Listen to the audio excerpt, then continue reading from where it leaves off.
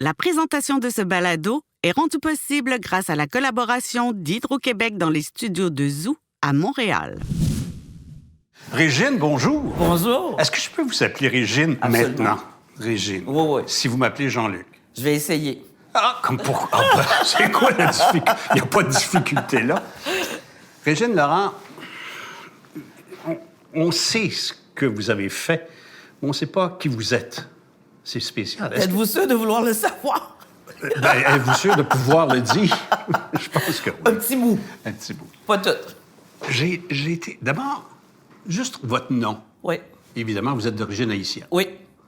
Régine Laurent, ça sonne pas haïtien. Est-ce que c'est un nom d'emprunt? Est-ce que ça... Ah non, pas du tout, pas du tout. Pourtant, non, les en Laurent... Haïti. Ah non, ça dépend des régions. Ah, OK. Ça dépend des régions d'Haïti. Mais moi, j'ai surtout questionné mes parents sur mon prénom. Et mon prénom, Régine, que j'aime beaucoup, puis c'est que ma mère m'a dit qu'elle lisait... Tu sais, il y avait les photos romans en noir et blanc, là. Oui. Elle lisait ça, puis il y avait une Régine là-dedans qu'elle aimait. Et je sais pas, alors j'ai d'autres prénoms avant, là, catholiques, là. Moi, je connais Haïti. J'ai été en Haïti. Je peux pas prétendre que je connais, mais j'ai été en Haïti. Oui. Si le papa est avocat, votre père est avocat, Oui. votre mère enseignante, Oui. vous faites partie de l'élite haïtienne. Bien, à l'époque, il y avait une classe moyenne. Alors, on faisait partie de cette classe moyenne, deux parents qui gagnaient bien leur vie, et on était choyés, là, vraiment. Il n'y avait pas la misère qu'on connaît aujourd'hui. Oui, il y avait cette misère-là. Il y avait, mais dans mon souvenir, et je l'ai validé dans mes retours après adulte, c'était pas cet état de misère-là. Il y avait toujours eu des pauvres, mais cette quantité de personnes qui vivent dans cette misère-là, non. Ça s'est accentué énormément. En 70, Duvalier père était au pouvoir. Oui. Moi, j'ai été là. J'avais 19 ans. OK. Et durant les vacances de Noël, il a fait son testament politique, disant qu'il cédait le pouvoir au moment de son retrait ou de son décès à son fils Jean-Claude. Oui. Qu'est-ce que c'était le régime? Vous avez quel âge à ce moment-là quand vous êtes là? Nous, vous êtes arrivé ici tôt? Quand on a quitté Haïti en 1968, on a quitté en juin et j'allais avoir 12 ans en octobre. Moi, j'ai fêté mes 12 ans au Québec. Donc, il y avait une certaine conscience quand même de ce que ça veut dire, d'une pression et d'une oppression. Parce que souvent, on se rendrait compte, surtout mon frère qui est plus vieux et moi, on se rendrait compte qu'il y avait des discussions qui se faisaient en haut, sur la terrasse d'en haut. Ça parlait pas... non. On savait que quand il y avait ce genre de discussion, on avait compris que ça parlait des difficultés de vivre, des difficultés du régime ou d'un tel qui avait été arrêté, etc. Bon, quand c'était mon père, c'était encore pire. Il était arrêté? 5 fois. Après ça, ma mère a dit... C'est pour ça que ma mère a dit, Voyons on donc. s'en va. Oui. Votre père a été arrêté par les Par forces le policières, Duvalier. les tontons Macoutes, ou Oui. je sais pas quoi, là. Oui. Tontons Macoutes qui sont, il faut le dire, là, des agents de la loi du gouvernement. Tout à fait. Le bras policier du Voilà, gouvernement. tout à fait. De répression. Oui, mais c'est ce qui a décidé. Ma mère a quitté. Il n'a pas été à Fort Dimanche. Non, il était arrêté. Non, heureusement, il n'a pas été à Fort Dimanche. Ça, c'est l'enfer, Fort Dimanche. On n'y revient pas. Ça, on n'en revient pas, là. De toute façon, ceux qui s'en sont sortis, les rares, ben tu vires fou, là. Alors, donc, on savait que ce genre de discussion, ça se faisait pas à la salle à manger, ça se faisait pas au rez-de-chaussée, quand c'était en haut. Et on savait, par exemple, que certains des amis de mes parents qui venaient puis qui allaient directement à l'étage, on savait qu'il se passait quelque chose. Il se tramait quelque chose. Il se tramait quelque chose, il y avait une difficulté. Est-ce que c'était dur de fuir? Est-ce que c'était dangereux de fuir? Est-ce que c'était l'exode? Oui. Ah non, écoute, faut que je te raconte. À l'époque, pour quitter... Vous l'avez eu. Haïti... Pardon? Vous l'avez eu. Oui. Non, c'est parce que me dit, il faut que je te raconte. Oui, il faut que je te raconte. C'est que, à l'époque, le passeport, tous les passeports des gens qui quittaient Haïti étaient signés par le Palais national. Oh. Donc, ça donne que tu t'appelles Jean-Luc Mongrain, t'es vraiment pas fin, ton passeport, ils ne sont jamais signés. Alors, la stratégie qu'il a fallu faire, c'est de faire croire que ma mère venait visiter l'expo, toute seule. OK. C'est vrai, 67, 68. Oui, ça paraissait bien. Terre des hommes. Elle laisse mari et enfants, et elle se paye un voyage au Canada à l'Expo 67. Parce que c'était évident que toute la famille ne pouvait pas partir tout de suite. Et vous avez suivi? Et on a suivi quelques mois plus tard. Mais tout en sachant que c'était possible que mon père soit arrêté à l'aéroport. Ça doit être une temps... Est-ce que... Dans la petite fille de 11-12 ans, là, est-ce qu'on sait là, qu'on ne reverra plus ses amis? Partir, c'est quelque chose. Pas du tout. On ne l'a pas réalisé tout de suite. Non. Parce que mon père et ma grand-mère paternelle, ils nous ont dit la veille qu'on partait. OK. Que le lendemain, on prenait l'avion. Il n'y a pas eu ce deuil à faire long. Non, on ne pouvait pas prendre la chance qu'on parle. Qu'on dise à nos amis « Hey, moi, je vais prendre l'avion demain ou je prends l'avion dans 2 semaines. » C'était trop risqué. Parce qu'on était excités de ça, là. C'est vrai, c'est dans la tête Ben d'un non, enfant, dans la c'est une tête d'un aventure. enfant, c'est une aventure. Et en plus, on allait retrouver notre mère. On prenait l'avion pour la première fois. On allait retrouver notre mère. Et la tension... Mon père a été génial parce que toute la tension qu'il vivait... Nous, on ne l'a pas senti parce que les grands-mères étaient là, les tantes étaient là, pour nous faire une joie de ce voyage-là. Quand on dit les enfants, on aurait pu parler, c'est parce que c'est la délation qui était un moyen incroyable d'information pour le gouvernement. Absolument, absolument. On pouvait parler de rien. De rien, de rien, de Je rien. me rappelle, tu sais... Je vais juste dire qu'il fait beau. Comme il fait beau 364 jours par année, non, mais... c'est pas dangereux. Tu me rappelles d'une anecdote, Oui. J'étais là, on travaillait pour Oxfam. OK. J'avais été travailler pour Oxfam 1 mois et demi, je pense, en Haïti, faire le tour des missions et des programmes de développement. Mais tu sais, du haut de ton savoir de 19 ans et de tes prétentions, on disait aux gens, comment ça se fait que vous tolérez un régime comme ça? Ça n'a pas de bon sens. Voyons donc, levez-vous, puis mettez ça dehors.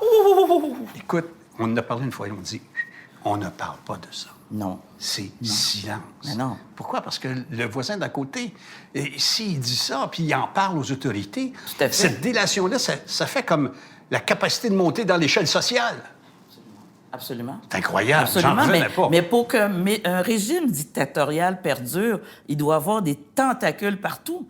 C'était ça, et c'est ça la délation, entre familles, entre amis, tout, là. Donc, c'est pour ça que ça fonctionnait.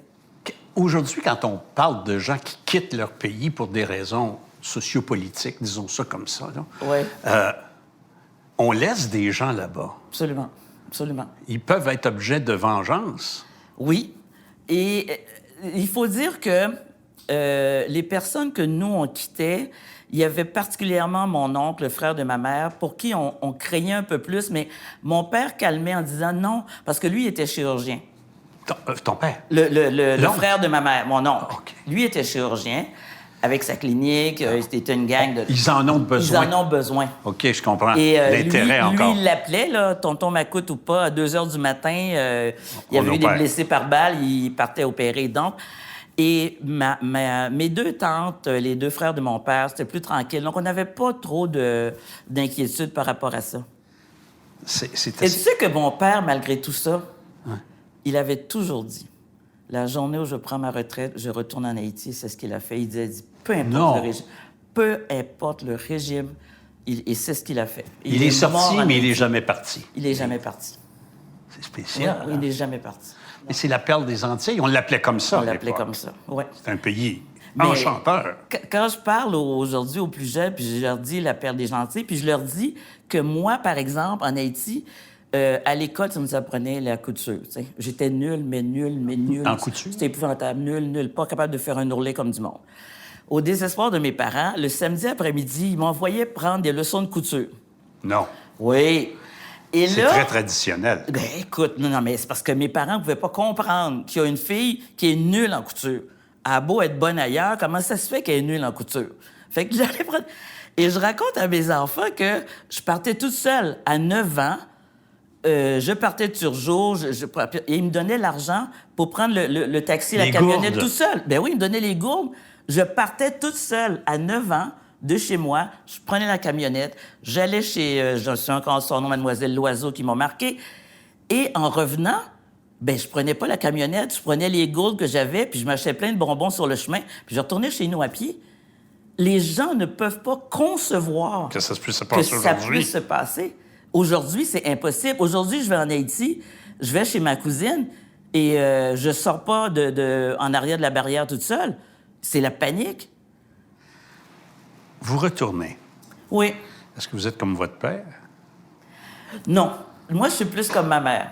Dans Non, la c'est parce famille, que- on dit... Est-ce que vous allez retourner en Haïti pour finir vos jours? C'est pas dans... Non, c'est le pas plan. ça. Non, c'est pas Ça veut mon dire plan que du vous tout. êtes plus québécoise C'est qu'haïtienne? ça mon plan. Non, moi, je suis les deux. Et je revendique les deux. On est capable d'être les deux? Bien, la preuve, je suis pas encore folle. Non, mais tient. il n'y a pas un déchirement? Pas du tout. Moi j'ai fait la paix. Et probablement que mes parents, en arrivant ici, nous ont plongés dans la société québécoise. Ils ont dit à leurs collègues, enseignants et tout ça, ils font quoi, les enfants, ici, pour s'occuper? Bon, ben l'été, ils vont à la piscine, puis l'hiver, ils font du ski, tout ça. Mes parents n'avaient pas le goût de se taper le ski du tout. Fait que on était en patin, puis samedi midi, c'était dehors, aller passer l'après-midi en patin. Moi, j'ai voulu aller chez les guides, je suis allée chez les guides. J'ai adoré ça parce qu'on faisait des camps dans les régions et tout ça. Mes parents nous ont plongés tout en gardant tout ce qu'il y avait, qu'ils souhaitaient pour nous, de la culture haïtienne aussi, mais ils nous ont plongés dans la société. Parlez-moi de l'accueil de cette époque-là, parce que moi, j'ai vécu ça. La première femme enseignante au Collège Notre-Dame Oui. était Mme Carman. La mère du ministre Lionel Carman. de là. Lionel. Oui, oui, oui. Et son OK. père, 2 ans après, est devenu professeur au Collège Notre-Dame également. Ouais, ouais, Lionel Père. Oui, oui, oui. Et cette Charmant que j'ai rencontré les Ouais. parents. Oui, Et oui. Mme Carman, c'était une femme charmante Ouais, ouais. également. Le problème, c'est que nous autres, dans un collège de gars, Oui. aucune femme En plus, elle est noire. est haïtienne, est noire. Ça va pas bien? Écoute, Un petit c'est choc. parce que c'est un choc, hein? Honnêtement, il faut se le J'adore dire. ça. J'adore C'est ça. un choc. J'adore. Puis elle a été initiée, si on peut dire. On a... Oui. Au début, là, les gens... Vous étaient- l'avez testé? Un peu. OK. Il faut que je te raconte l'anecdote. C'est l'hiver. C'est la première fois qu'elle voit de la neige Oui. en dehors d'une carte postale Oui. ou d'un film. Alors, on est dans la classe, trentaine de gars en 10e année. Là. On a Oui, oui, oui, oui. 15-16 ans. Oui, oui, oui. Avec les hormones, oui. Et, là, elle est- inversement proportionnel à l'intelligence. Ah oui, tout à c'est fait, ça. tout à fait. Et là, la fenêtre de la classe est ouverte. Il fait froid, il fait froid, il fait froid. Et il y a un frère qui arrose la patinoire. Oui. Pour elle, c'est la première fois qu'elle voit ça, là, les bandes d'une patinoire. Oui. C'est une boîte en bois pour elle. Oui, oui. Et elle nous pose la question, est-ce qu'il va remplir la boîte d'eau jusqu'au bord? Écoute, nous étions renversés. Le choc culturel Ah, de c'est ça. bon. Alors, on s'est mis à faire des blagues, etc. Mais OK. c'est une femme qui a réussi à gagner C'est bon. son charme, OK. sa connaissance, son ouverture. Elle était formidable. Ah, oui, oui. Mais C'est toute la différence, arriver enfant Ouais. et arriver adulte. Nous, moi, je pense que ça joue. Nous, on est arrivés enfants. Les problèmes, ce sont nos parents qui les avaient. Mais nous, les parents, nous ont encadrés, mis dans un cocon. On avait des vêtements d'hiver. On faisait toutes sortes d'activités. Et ce qu'ils vivaient, eux autres, dans leur milieu de travail, ils n'en parlaient pas devant nous. ça me fait penser un peu à l'intégration dont on parle aujourd'hui, parce qu'on a besoin d'immigration Oui, au oui, oui. Québec. Est-ce que votre père a été médecin ici? Non, mon père, il n'a jamais été médecin. C'est mon oncle qui était médecin. Mon père était avocat. Avocat. Est-ce qu'il a été Et- avocat ici? Non, parce qu'il n'y avait pas le temps de tout refaire. Les OK. études, aller passer son barreau. Il y avait des enfants à nourrir. Alors, il a trouvé un poste d'enseignant aussi. Ah oui? Oui, alors les deux enseignaient. Oui. Puis votre mère, donc, a continué l'enseignement. Elle, ça... Tout à fait. Oui, Ça a été oui, direct. parce qu'à l'époque, il y avait besoin de professeurs. Ma mère enseignait biochimie, chimie et physique. Alors, à l'époque, on avait besoin, et je vais voir si tu es assez vieux, elle a commencé à enseigner... Non, mais c'est un petit test. Elle a enseigné à l'époque ce qu'on appelait les CPES.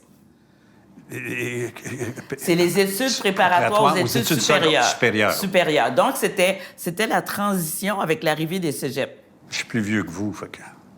Alors, je m'en souviens C'est très bon. bien. Ce qu'on appelait, nous, le cours transitoire. C'est ça. Donc, c'est ça. Moi, je comprends. C'était la transition avec le cégep, donc cours La fin du préparatoire aux études classique, la fin supérieures. du classique. Ils ont enlevé 2 années de philo. Ils ont mis une année de transition, puis on est C'est tombé ça, au c'est collégial. ça. Fait qu'elle, Je elle a suis de la enseigné au première CPES. cohorte. D'accord. Ah oui. Oh, d'accord. Oui, Et oui. je me souviens, c'est ça. Donc, ma mère, elle a enseigné, elle a commencé au CPES. Et mon père a enseigné, lui, son travail, c'était à l'école secondaire Henri Bourassa, à Montréal-Nord. Vous restez où à ce moment-là? On habitait à ce moment-là dans Nouveau-Bordeaux, OK. qui était dans le coin de l'Acadie Henri Bourassa, qui est très, très, très, très développé maintenant, mais à l'époque, c'était des champs à peu près partout. Il y avait un petit quartier résidentiel. Pas de racisme. Un peu. Bien, jeune, dans la cour d'école, c'est arrivé une fois. C'est pas arrivé 2 fois. Oh! Ça me fait penser à une leçon que votre grand-mère vous avait donnée en Haïti, j'ai l'impression. Hein? Non. Mais Il n'y a pas une petite fille qui vous avait frappé? oui, puis ma mère avait ramassé une machette, puis elle a dit, va y remettre, puis ça presse. Puis elle a fait le tour du village pour la trouver. On est en Puis Haïti, là, on quand est en Haïti. Moi, je suis plus jeune que la fille. Puis il fallait que je me hausse pour y remettre, là. C'est drôle, hein? Ben, Non, mais c'est drôle parce que ça a changé, la pédagogie. Moi, là, si je demande à ma fille que son petit gars se fait brasser ou sa petite fille se fait brasser, ma fille, elle va lui dire « C'est pas un moyen de régler un conflit, tu sais, d'aller non, mais remettre attends, l'appareil. » remets-toi. Ben, je sais. On est en Haïti, les années 60. Ma mère a toujours eu une horreur de tout ce qui pouvait être abus, etc. Des bouts étaient complètement sautés, là. Alors, pour elle, il n'y avait rien de pire que d'accepter ça. Fait qu'au lieu de me faire des grandes leçons philosophiques, là, elle a ramassé Règle une tes machette, elle a affaires. dit « Go. Moi, là, je t'ai pas mis au monde pour que le monde te frappe dans la face. C'est-tu clair? C'est bon, hein? Fini. » C'est impensable aujourd'hui. Impensable aujourd'hui, puis des fois, je me dis... Comment ça se peut-être fait? Peut-être que ça devrait plus souvent. Il faut que je te cause ce que j'ai fait à mes gars. OK? Les deux. Ils ont presque 6 ans de différence. Ouais. Je travaille de soir, je travaille là. Et les fins de semaine, c'est sa chicane. Tu sais, le plus vieux, il a 12 ans. Tu sais, son petit frère de 6 ans, là, il l'aime bien, là, mais il veut pas l'avoir des pattes tout le temps. Là. Fait qu'il y avait des chicanes. Un matin, là, j'étais à bout. Je les ai rentrés dans leur chambre. Puis là, j'ai dit, moi, là, je vous ai portés dans mon ventre tous les deux. Je vous aime tous les deux. Visiblement, il y en a un de trop. Fait que vous déciderez, puis celui qui va rester vivant, va le garder. Je vais fermer la porte. Pédagogie 101. Ben garde, c'est parce qu'à un moment donné, il faut l'admettre que tu peux être à bout comme parent. Et là, j'étais monoparental. J'étais à bout. Fait qu'au lieu de les frapper, je suis décidé entre vous autres. Quand on est déménagé de Montréal pour aller sur la Rive-Sud, je suis enfant unique. Alors, je n'ai pas de petit frère me chicaner avec. OK. Puis, pas personne pour jouer avec moi non plus. Puis, je suis un étrange de la ville, puis j'arrive en banlieue en 1960. Oui. Mon père m'a fait une petite boîte à savon, là, tu sais, 4 roues avec des Oui. clous de 6 pouces, puis 2 par 4, un restant de construction, des cordes. Puis... Et pour m'intégrer aux autres qui me voient avec ma petite voiture, Ben oui. il me demande, on peut-tu l'essayer? Comme tous les enfants disent, oui, mais juste un tour. Oui, c'est sûr. Mais il roule avec, il arrive ce qui devait arriver, la roue débarque, pète la roue. Je pleure comme une madeleine. Je m'en viens avec ma voiturette, la roue des mains. Et mon père est dans le cadrage de porte de la maison. Il a vu la scène. OK. Puis je pleure. Il dit, hey, c'est qui t'a pété ton affaire? C'est lui. Va régler ça. Ça me fait penser à ce que tu me racontes. Voilà, on va régler ça. Je me suis... C'est lui, le petit gars à qui j'ai donné 10 coups de poing sur le nez, qui est venu me chercher en septembre pour aller à l'école. tu comprends? J'adore. Il y a une dynamique. On a un peu aplati, à mon point de vue, là, Oui, les puis différences. C'est une moi, bonne chose. Moi, des fois, je disais, à l'intérieur de la maison ici, là, on n'est pas toujours en démocratie. Ouais. Non, mais il y a des affaires, on jase, Ah ouais. mais il y en a d'autres, j'ai décidé. Ça arrête ça, là. Puis là, il n'y a pas de débat, là. Fait que quand je dis j'ai décidé, c'est ça, il n'y a pas de discussion. Vous avez élevé vos enfants seuls? Oui, oui, j'ai décidé de me séparer. Tu vois, le bébé allait avoir 6 ans. 18 ans, le premier enfant? Yes, monsieur. C'est jeune, ça, hein? Hein? On survit, regarde-moi la face. Oui, ça n'a pas fait de rides. Ça n'a pas fait de rides. Mais... Et le papa est haïtien aussi, Oui, là. oui, oui, oui. Alors, Oui, oui. alors donc, c'était impensable que ce soit un mariage mixte ou qu'il y ait une union mixte ou... Oh non, c'est jamais arrivé. Non, sur c'est le pas une tapis. question. Non, ça n'a jamais Ça n'a jamais été question. un enjeu. Jamais, jamais, jamais. Jamais. Sauf que faut que je te dise quand même que chez nous, comme je te dis, c'est un petit quartier résidentiel, là, toute la rue, puis la rue en arrière. Il y avait plus de gars, fait que c'était tous les amis de mon frère, qui est 2 ans de plus que moi. Donc, c'était comme mes frères, là, tu sais, on a grandi. Et mon frère les rencontre encore aujourd'hui, cette même gang du quartier. Ah ouais? Oh oui, ils vont jouer au golf ensemble et tout, puis bon.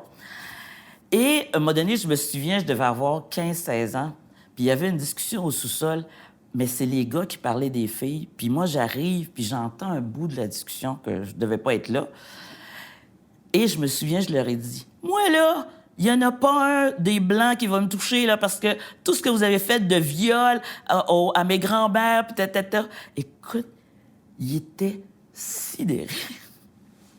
Là, tu sais quand tu viens, tu cliques sur quelque chose, Ouais. puis là, tu as une occasion de le garrocher. C'était Ça s'était passé. imbécile. Ben, j'avais dit ça. Mais non, mais c'est parce que je leur parlais de l'esclavage puis des abus qu'il y avait eu sur les femmes et tatata. C'est moi, j'étais là-dedans en train de lire. Et là, j'entends parler des filles, mais je me souviens pas ce qu'il avait dit. Non, là. je comprends. C'était niaiseux, là. Mais je leur ai c'était le garoché. moment éditorial. Garoché. Ça a placé les Non, mais choses. c'était pas brillant, mais... mais ça dit, quand t'es jeune, tu comprends? Non, Des mais- fois, tu garoches les affaires. Ça traîne une C'est, histoire. ouais. On Ouais, traîne notre histoire. Oui, absolument, absolument, Il faut pas que ça soit lourd. Non, Mais il faut non. que ça soit imprégné. Il faut que ce soit imprégné. Oui. Les études, En soins infirmiers, au Cégep du Vieux-Montréal. pourquoi on décide ça?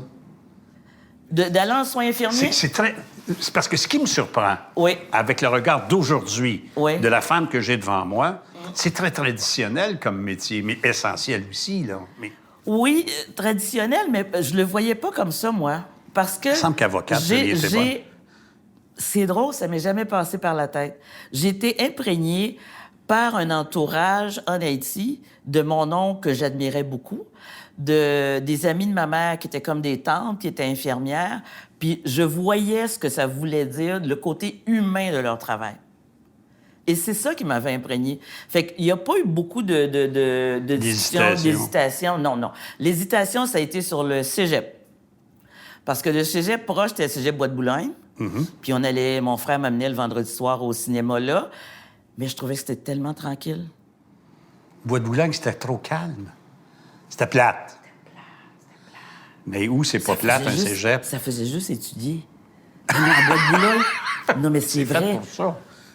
Non, mais on peut-tu faire d'autres choses en même temps? Ça doit. Alors, moi, j'avais entendu qu'au Vieux-Montréal, de temps en temps, ça brassait. Fait que j'aimais mieux partir de Nouveau-Bordeaux, prendre l'autobus, aller au métro Henri Bourassa à Berry pour aller au cégep du Vieux-Montréal. Parce qu'il y avait une effervescence Ben politique, oui, sociale. les manifs contre la hausse des prix de l'autobus. Hey, non, c'était... Il y avait ça, cet élément, je n'allais pas dire, pas subversif, mais soucieux de connaître un monde dans lequel je peux participer. Oui! Moi, je voulais pas juste étudier, là. T'as pas comme à la maison, là. La dictature, vous étiez plus dictatrice, là. Là, il fallait que ça bouge un peu. Absolument.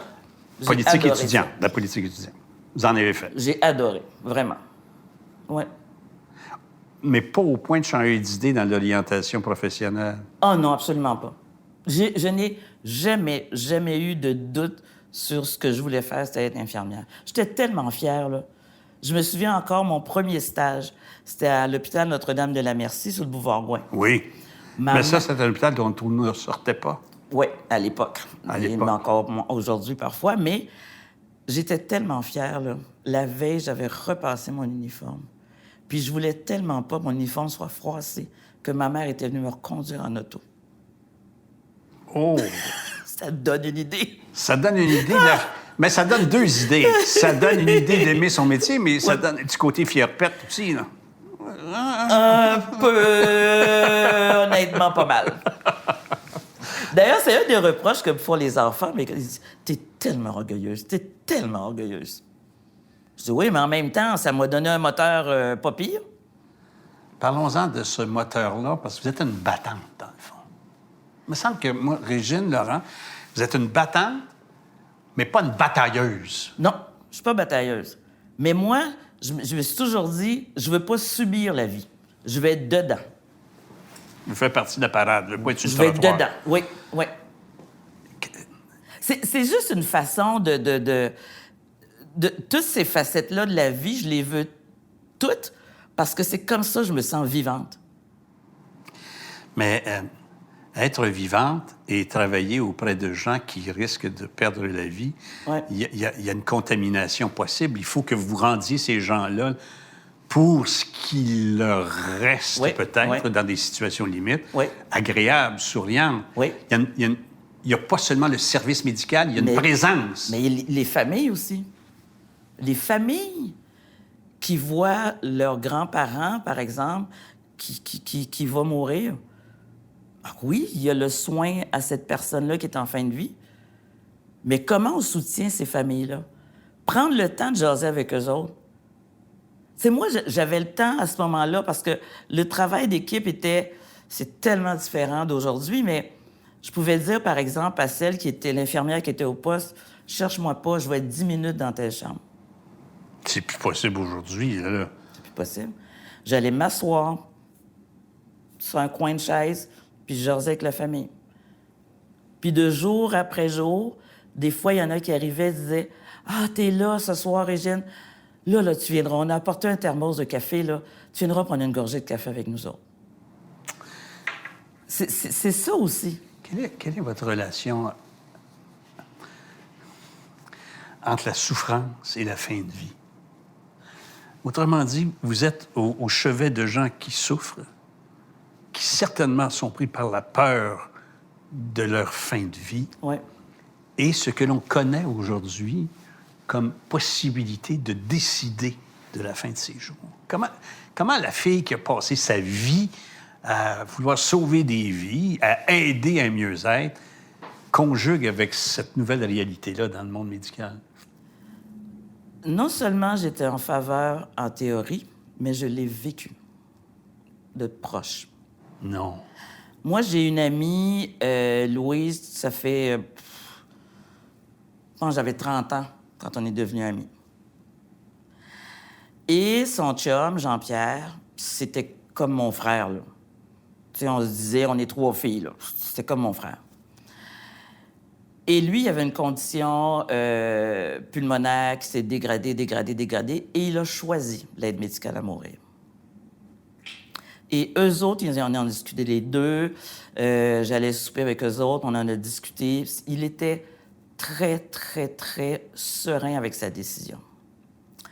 Et le matin, ça s'est passé à Maisonneuve, le pneumologue qui avait accepté de le suivre. L'équipe qui l'avait suivi, là, inhalothérapeute, ergo et tout ça, sont arrivés le matin avec du champagne, du jus d'orange caché dans la chambre. Ça faisait des années que j'avais pas vu Jean-Pierre rester debout pendant 30 minutes. On lui disait toujours, « Mais Jean-Pierre, assis-toi. » Il dit, « Non, je suis bien. » Il était bien. Libéré. Oui, oui, oui. Moralement libéré. Moralement, oui. Ça veut pas dire que ça a été facile, là. Non. Mais lui, tu sais, il faut être assez... faut l'aimer assez pour dire, lui, il est bien, puis je respecte son choix. Moi, je trouve ça difficile. C'est difficile. Je trouve ça difficile parce qu'il y a une date, il y a une heure. Puis il avait choisi. Ouais. Oui, il avait choisi. Mais quand même, quand tu vois des gens souffrir, mais souffrir... Ah, il faut que tes hommes assez vous les laisser partir. Dégradés, arriver où ton corps t'en veut plus, tu l'haïs parce que t'as des gros trous de plaies de lit qu'on n'arrive pas à guérir, parce que t'as de la misère à respirer, parce qu'on n'est plus capable de t'hydrater, il n'y a plus de veines. Donc, et il y a des souffrances comme ça, puis tu dis, ben non. Mais vous êtes catholique, je présume, Oui. de baptême. De baptême. Le restant, ça vous regarde. Parenthèse, on a compris pourquoi mes parents nous envoyaient à la messe le dimanche, parce qu'eux autres, ils n'y allaient jamais. Ah! Quand on revenait à la maison, ils étaient bien de bonne humeur. Fait que les plus vieux, on Il a était en compris. état de grâce. Il était heureux. Il était en état de grâce. Mais ça nous a pris un petit bout de temps à comprendre. Oui, mais Ouais. c'est compréhensible. Tout à fait. Avec trois, Avec une gang de marmots, là, regarde. Ouais. Dynamique. Il y avait leur moment. brasser un peu. Oui. Oui, excuse-moi. Non, mais regarde, c'est bon.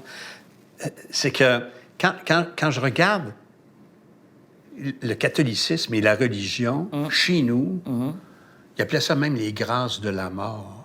Je me souviens qu'on ait entendu parler de ça, où cette souffrance de déchéance, puis de... Il fallait offrir à Dieu. Ouais. Non. Quel prix à payer Non, pour quitter non, ce non. monde? Mais non, mais ça n'a aucun bon sens. Tu peux pas me dire en même temps que c'est un Dieu d'amour, etc. Puis qui accepte Puis à la ça. fin de ma vie, là, après que j'ai fait tout ça, là, Ouais, mais on faisait le parallèle avec sa passion. Moi, je me souviens de ça, là. Tu comprends? Il a souffert beaucoup. Il a été fou. ben oui, mais il est supposé avoir souffert pour tout le monde pour des milliards d'années. Fait que pourquoi ça en prendrait d'autres à souffrir? C'est fait. Vu de même. Ben, c'est ce qu'on nous a dit. Je sais. Alors, On devient infirmière, on travaille où? à l'hôpital Santa Gabrini. Parce que quand j'étudiais comme infirmière, je travaillais le soir comme préposée à Louis H. Lafontaine. Hey. Et j'avais décidé que je ne travaillerais pas là comme infirmière. C'était pas ça qui m'allumait, là. C'est moi, le monde, là, que ça fait une demi-heure que je te parle, puis il est pas prêt de me répondre, là, c'est pas dans mon tempérament. Fait que je savais que comme infirmière... C'était pas votre vocation, au celle-là. palais que non. Alors, finalement, j'habitais pas très loin, l'hôpital Santa Gabrini. Et c'est là que j'ai fait toute ma carrière d'infirmière.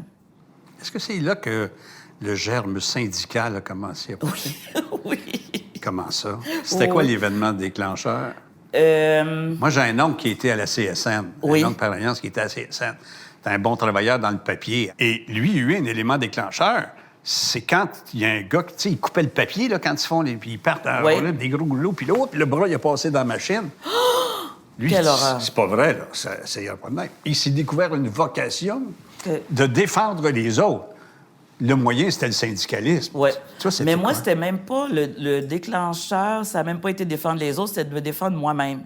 Je travaillais de nuit, puis là, à un moment donné, on avait les choix de vacances qui arrivaient, là, au printemps.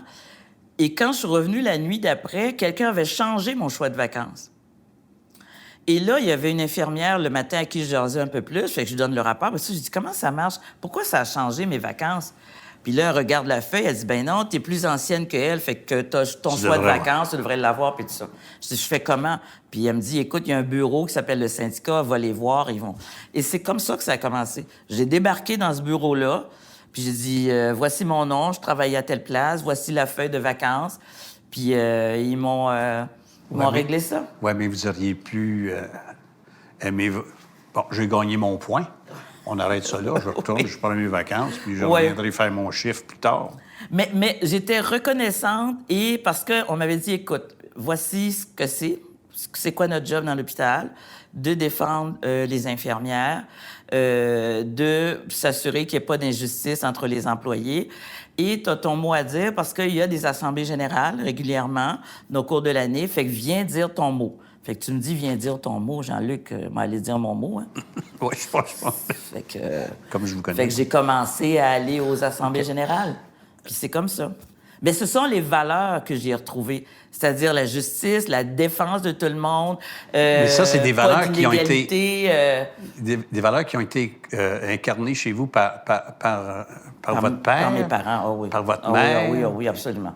Absolument, absolument. Ces valeurs-là viennent de là. Ça vient de là. Mes parents, là, écoute, on était 4 à la maison, OK? Puis si mes parents ne pouvaient pas trouver c'était qui avait fait le mauvais coup, bien, les 4, vous étiez punis. Et ma mère me racontait toujours que mes parents savaient quand c'est pas moi qui avais fait le coup parce que je pouvais bouder pendant des jours. Parce que c'était injuste, pas moi qui avais fait le mauvais coup, mais j'étais punie parce que personne. Mais c'est curieux parce que s'il y a quelque chose d'injuste, c'est que tout le monde paye pour la faute de un. Voilà. Mais vous êtes pour la justice. Je sais pas. Mais c'était ça. En réaction ou donc parce que... Non, en réaction, parce que je disais, ben, j'étais enfant, là, je me disais, Non, ben, non, je comprends. j'ai rien fait là-dedans, puis je suis puni. Je boudais pendant des jours. Là, avant d'être président de la FIC, là, vous avez monté dans l'échelle du syndicalisme ou si ça s'est fait un peu rapidement? Non, j'ai été impliquée. On m'a demandé dans différents dossiers, un peu à l'information. Ensuite, le gros dossier de l'équité salariale avec le Conseil du Trésor, ça a été... j'étais dans l'équipe, là, donc ça a été énorme comme apprentissage aussi, là. Après ça, j'ai travaillé dans des dossiers pendant les maraudages, là. Et si j'ai le temps, il faut que je te raconte. Oui, bien, on a tout le temps. Arthabasca. C'est quoi ça? La ville d'Arthabasca, c'est à côté. Maraudage, écoute, remets-toi, là, à l'époque, là, on s'en va, c'était la CSN qui était à l'hôpital L'Hôtel-Dieu d'Arthabasca. Fait que si on réussissait à gagner l'Hôtel-Dieu d'Arthabasca, ça faisait quasiment tomber le conseil central qui était tenu par l'hôpital, là. Écoute, à la fin, on était gardés par des travailleurs de l'Hôtel-Dieu d'Arthabasca parce qu'ils nous ont dit, la CSN, je vous le dis, là, les filles, là, on couchait dans un motel, là, ils ont défoncé nos portes la nuit. La CSN? Ben voyons, donc le syndicalisme de... Non. Regarde. Disons que t'es couché en bobette, t'essaies d'avoir quelques heures de sommeil, puis ta porte de chambre est défoncée, ça réveille. Puis tu veux pas voir ma face réveillée de même. Non? Non. C'est pas beau. C'est pas joli. C'était pas joli. Pas joli. Mais bon, tout ça pour dire que ça a été des belles expériences. Mais j'ai travaillé dans des dossiers comme ça. Ce syndicalisme de combat-là oui. est chose du passé. Bien, j'espère. Moi, quand je suis arrivée à la Fédération, une des discussions que j'ai faites avec les militantes, avec les délégués, c'est il faut aller dans un syndicalisme de proposition. On est dans le trouble. Les quelqu'un les mieux placés pour amener des solutions, là, c'est nous autres. Fait qu'on va proposer des choses. Et j'avais des... Mais moi, ce qui me surprend, les périodes de maraudage, c'était des périodes critiques dans le mouvement syndical. Absolument. Parce que, évidemment, money talk, c'est l'argent qui parle. Les cotisations, on amène du monde, on monte le membership. Plus tu perds membership, ben oui. Puis là, on a un meilleur moyen de pression sur l'État, sur le gouvernement. Absolument. Mais je trouvais ça un peu dégradant du mouvement syndical de s'arracher comme ça des membres. C'est fini, ça? Ça existe encore, le maraudage? Ça existe encore, mais... c'est pas comme ça. Pas comme ça. Non. Je pense qu'il y a des choses qui se sont placées là, au niveau professionnel, ces choses-là, ouais.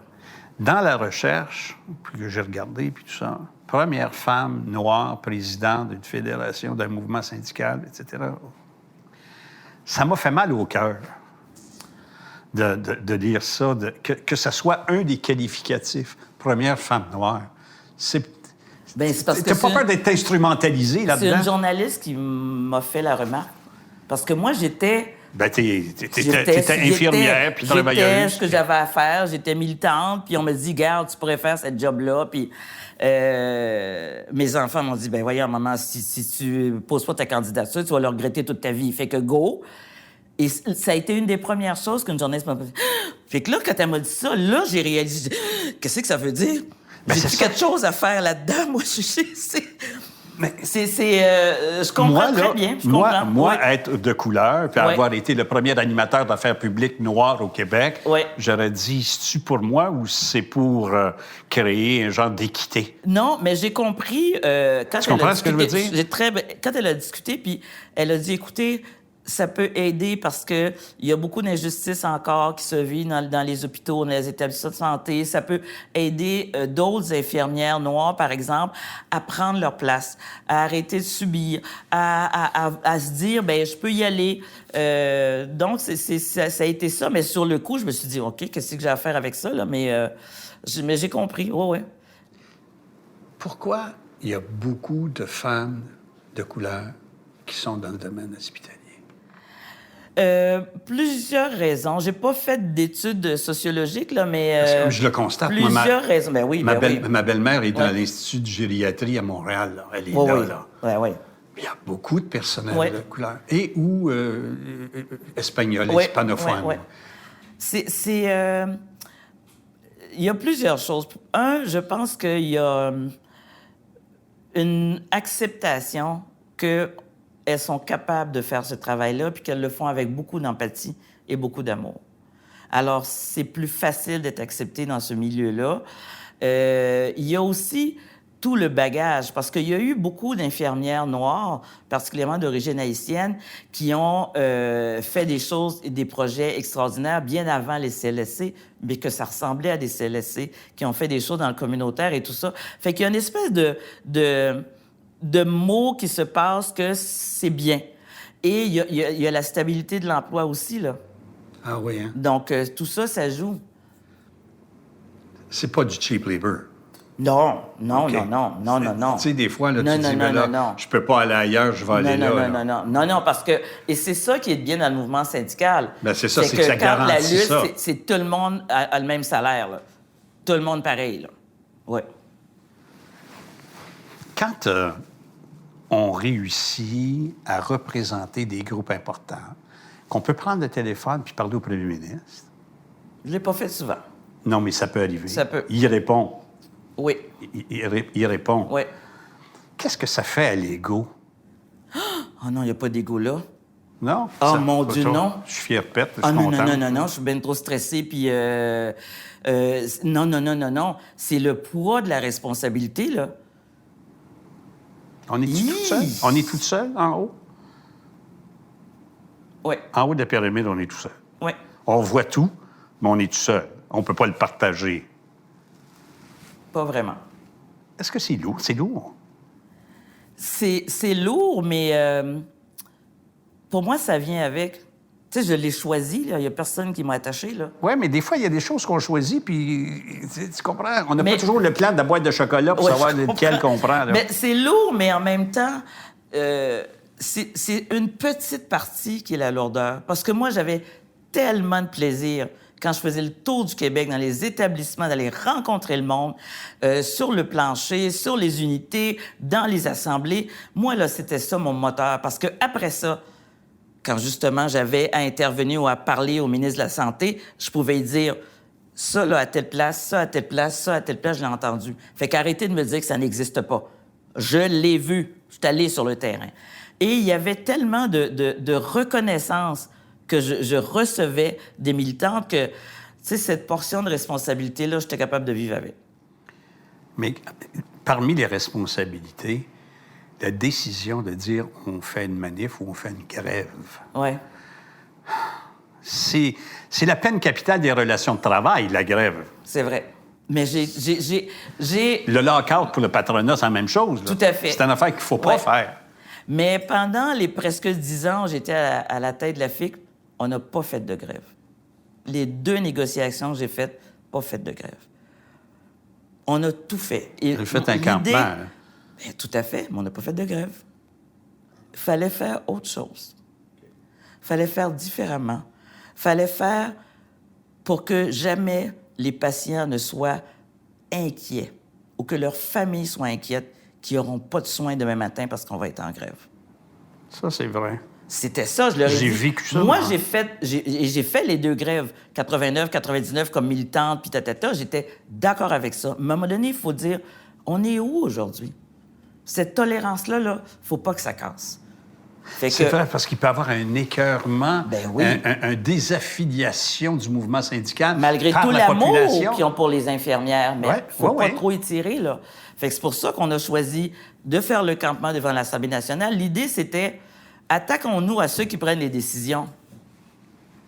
C'est pas les n'ont pas à jeux payer. d'établissement, là, puis non. Ceux qui prennent les décisions, là, c'est le gouvernement. Fait que là, on a fait le campement.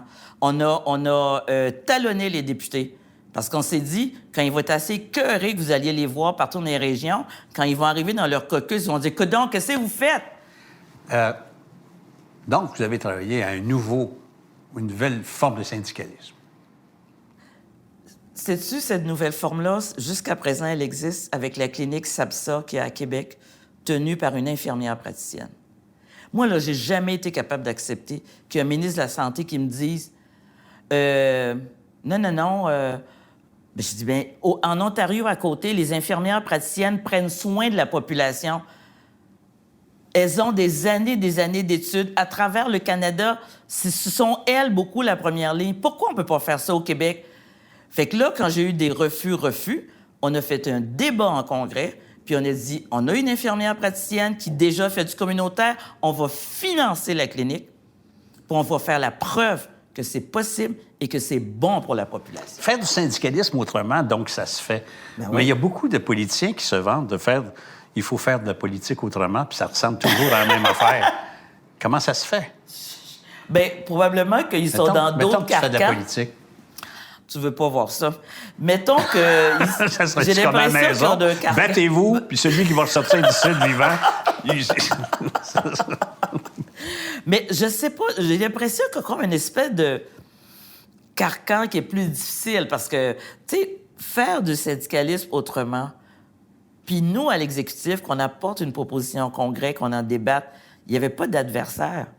C'était à nous de faire voir aux militants que c'était bon pour la population, c'était bon pour elles professionnellement. Alors, elles étaient capables de moduler la proposition qu'on apportait, mais tout le monde avait le même objectif.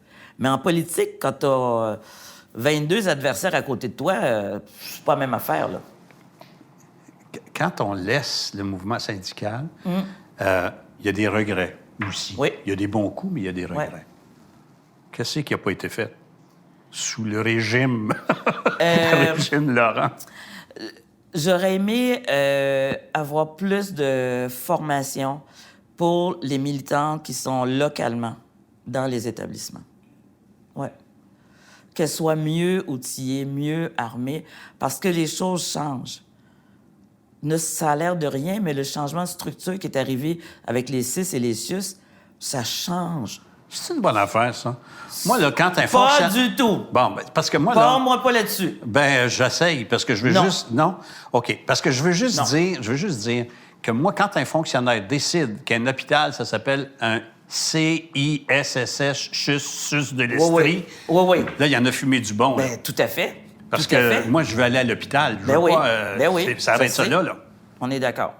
Non, c'est une catastrophe. Mais là, on peut pas revenir en arrière. Faut s'organiser là-dedans. Regardons en avant de bord. Oui. 15 000 de primes pour revenir, 12 000 pour ceux qui sont de ça, les réseaux privés pour infirmières. Est-ce que ce que l'on fait là, parce qu'il manque 4 000, me dit-on, moi je pense que c'est plus. Oui, c'est le minimum. Minimum On est 4 d'accord, 4 000. C'est-tu l'argent qui est le nerf de la guerre? Je pense pas. C'est pas ça la plus grosse affaire. Je sais que c'est ça qui a circulé beaucoup. Les plus grosses affaires, là, puis c'est le plus grand défi du ministre Dubé, c'est de changer la culture de gestion.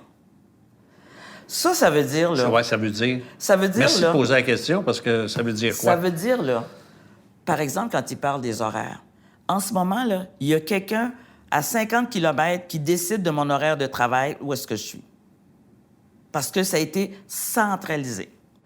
Ah, ça, L'horreur. Fait que c'est là... l'ancien... Non, c'est avec la création des CIS et des CIUS. OK. C'est terrible. Alors aujourd'hui, si je dois, dans 3 jours, amener mon petit parce que il y a un problème puis j'ai un dentiste dans 3 jours, je peux pas faire changer mon congé. En plus, on me menace pour me dire, si tu rentres pas, je te fais une lettre au dossier. Puis en plus, à soir, tu resteras parce que le chiffre... By rentre the pas. way. Alors, moi, j'ai entendu, sur la rive sud de Montréal, j'étais président de la FIC, là, une infirmière en salle d'accouchement, qui dit « Je peux pas rester en temps supplémentaire, c'est ma semaine pour garder le petit, faut que j'aille le chercher à la garderie. » Ben, se fait répondre « Va le chercher, reviens à l'hôpital, mets-le dans la salle à café, puis tu continueras à travailler. » Non. Oui, je vous le jure. Quand on parle de changer la culture et que le ministre dit qu'elles aient plus d'emprise sur leur horaire, c'est qu'avant, moi, j'ai connu ce temps-là, l'horaire était fait sur mon centre d'activité, T'en as fait du sur TSO? mon étage. T'en as fait du TSO? Une fois. Mais non, il n'était même pas obligatoire.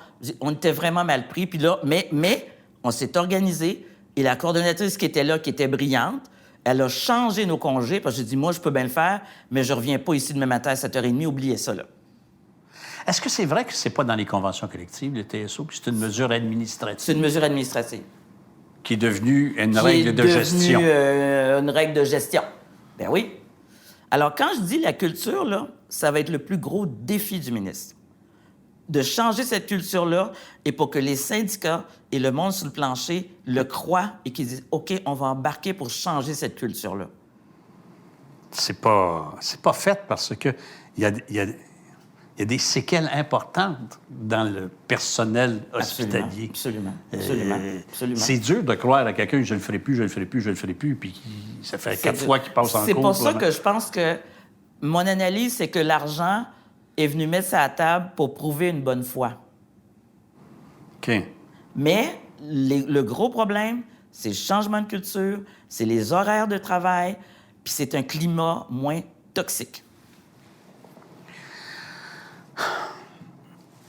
Quand je regarde la façon de voir, pourquoi pas de politique? Tu dis, tu veux pas voir ça, mais pourquoi pas politique? Vous avez fourni des... écoute, c'est du monde, là, le monde hospitalier, les infirmiers, les infirmières, là, c'est du staff, ça, là, il y a du personnel, il y a beaucoup. Ça représentait combien, là? Bien, quand je suis partie à la FIC, il y avait 75 000 membres, là. Mais dans tout le réseau, là, c'est plus de 300... C'est 300 000 personnes. Oui. C'est Ça beaucoup fait de une monde. bonne base C'est électorale. beaucoup de monde. Non. Pourquoi non? Ben, C'est pas ce genre de service-là. non. J'ai beaucoup de plaisir à faire ce que je fais maintenant. J'ai du plaisir à avoir du temps. J'ai du plaisir à organiser mon temps. Tu es fatigué? Moi, des 80 heures semaine, j'ai donné. Vous êtes fatigué? Usé. C'est pas que... non, je suis pas usé ou fatigué, mais j'ai envie de vivre autrement. Vous avez raison. J'ai envie de vivre autrement. Et c'est vivre comment, ça? Ben ça, c'est vivre... pas me lever trop de bonne heure, trop de matin. C'est de décider que, mon Dieu, aujourd'hui, je pars à l'épicerie et je passe la journée à faire à manger. Oh, ouais. Puis là, je fais des plats, puis là, ils savent, il y a des noms. Ça, c'est pour Herbie, ça, c'est pour Thierry, ça, c'est pour Corinne, ça, c'est pour Alexandra qui me chicane parce que ça fait 3 semaines que j'ai pas fait de la morue. Je pense qu'elle est hyperactive. Pas sûr? Non. Oh, non, je suis pas hyperactive, mais d'avoir ce plaisir de décider de ce que je veux faire de ma journée. Ouais. Bien sûr que je planifie. Un genre de... Mais c'est un plaisir Un genre d'exercice de la liberté. Oui, absolument. Mais en restant engagée. Oui. Observatrice. Observatrice, à faire des commentaires. Mais les 3/4 de mon temps maintenant, ce temps-là, il m'appartient. J'en fais ce que je veux. Les amours? Qu'est-ce qu'il y a, les amours? Êtes-vous en couple? Avez-vous quelqu'un? Les amours, ça va très bien. Bon. Dire très bien, c'est pas répondre.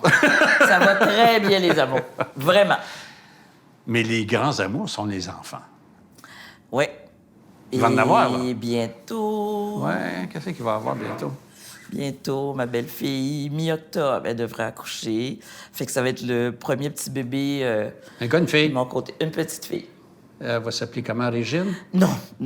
Ils sont en train de choisir dans 2-3 noms, là, mais ouais, une petite fille. Ils capotent. Vous aussi, je présume? Là, Pas encore? je me retiens. Là, j'ai demandé à mon ami, j'ai dit, ta job, ça va être que je fasse pas une folle de moi quand cet enfant-là va arriver. Tu vas m'encadrer. Il va être surpris à faire ça. Ben, il est assez grand et costaud. Je pense qu'il va me prendre dans ses bras. Il va dire, tu restes là, tu bouges plus. Mais vous allez être une grand-mère tout à fait gaga, là. Je croirais que oui. Pourquoi vous retournez en Haïti? Parce que j'ai encore de la famille en Haïti. J'ai une cousine qui était avec nous, qui est repartie après son cégep, qui a fait sa médecine en Haïti, rencontré son mari, il est resté. J'ai une sœur qui est retournée en Haïti après sa retraite. Et j'ai un attachement avec la maison familiale en province. Chaque fois que je vais dans l'Artibonite. Artibonite? Oui, petite rivière de l'Artibonite. Alors, à chaque fois, je vais... C'est comme un espèce de pèlerinage de mes souvenirs d'enfance, de ma mère, parce qu'on a fêté les 90 ans de ma mère là-bas. C'est ce qu'elle voulait. Mais elle est ici. Non, elle est décédée depuis, mais elle était ici. Elle était ici. Et elle s'est fait son plan pour s'assurer que tout le monde allait être en Haïti pour ses 90 ans. Oh, ouais. Qu'est-ce qui va arriver avec ce pays-là? J'en ai aucune idée. C'est sans fin. Je n'en ai aucune idée. C'est sans fin. C'est une spirale. Qu'est-ce qui va arriver avec vous? Ah, ben moi, tant que je vais avoir la santé, la vie est belle. Et tous les jours, je dis, gracias à la vida, la vie est belle. Pas de politique. Médias? Ben j'en fais, là. J'ai commencé, je fais un billet à LCN entre 19h et 20h. Puis c'est parfait pour moi. La joute? Mardi, mercredi, jeudi. La joute, non? Non. La joute est toujours là, mais là, il y a une espèce de bilan de la journée, de l'actualité. OK. 7 à 8, toujours avec le gentil Paul Larocque. Puis moi, je fais mon petit billet d'opinion dans le cadre de l'émission. Puis c'est bien correct. Restez présente parce que vous êtes un phare, un peu. Honnêtement. Du bon sens, de la positivité, même dans des problèmes. C'est ça qu'il faut, je pense. Il faut. Parce que présentement, on est dans une société qui est très... Il y a un clivage. T'es blanc, t'es noir, t'es jaune, t'es brun, tu penses pas à ça, tu fais ci, t'es pour, t'es contre. Non. Vaccin? Pardon? Vaccin? Ben oui, j'ai même participé. Je suis allée faire... Tu es retournée infirmière? Ben oui, je suis retournée infirmière. J'ai fait de la vaccination au Stade olympique. J'ai adoré ça. Qu'est-ce que vous avez adoré là-dedans? Piquer des bras, rencontrer du monde. Rencontrer du monde. C'était un climat complètement différent. On avait du fun. Le monde arrivait, il était de bonne humeur. Il te posait des questions, mais il était de bonne humeur. Oui, je veux me faire vacciner. Est-ce que si, est-ce que ça? Qu'est-ce que je dois surveiller? Écoute, c'était...